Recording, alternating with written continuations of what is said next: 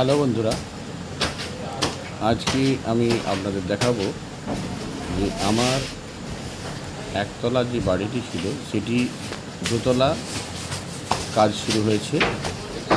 তো সেই দোতলা বাড়িটি আমি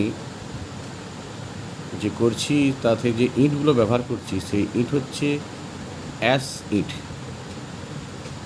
মানে থার্মাল পাওয়ারের যে পোড়া অ্যাশটা থাকে, মানে ছাইটা, সেই ছাই থেকে তৈরি ইঁট। সেই ইঁটের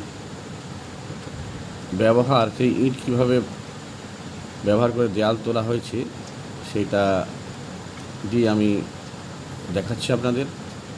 লিংটন পর্যন্ত হয়ে গেছে, লিংটনের ওপরে জানালার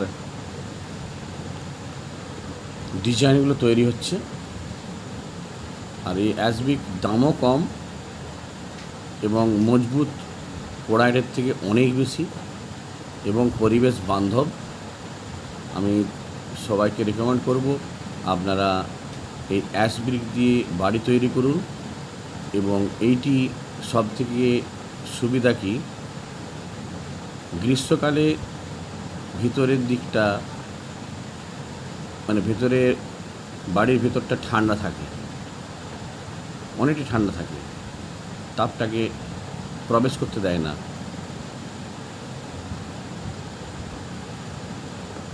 লিংটনটা ঢালা হয়ে গেছে, কিন্তু লিংটনের উপরে যে জানালার ডিজাইনগুলো প্রস্তুতি কাজ চলছে।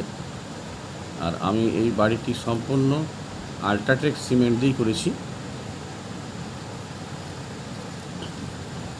এবং তার সঙ্গে ব্যবহার করেছি এটি লিকুইড আল্ট্রাটেকেরই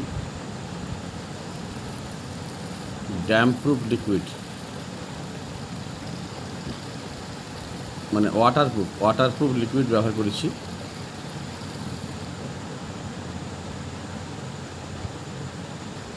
ওই যে ড্রামটা দেখতে পাচ্ছেন, ওটা 10 লিটারের ড্রাম।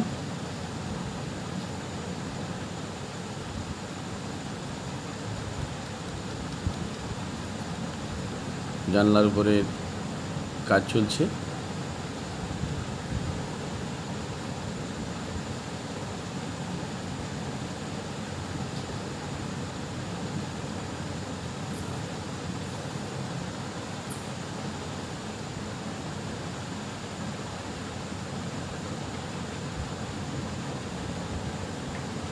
এই যে অ্যাসিডটা দেখছেন, এই যে গাঁথনি হয়েছে, এই যে গাঁথা হয়েছে পরপর, দেখুন কোথাও কোনো ফাঁক নেই, কত সুন্দর দেয়ালটা মসৃণ লাগছে।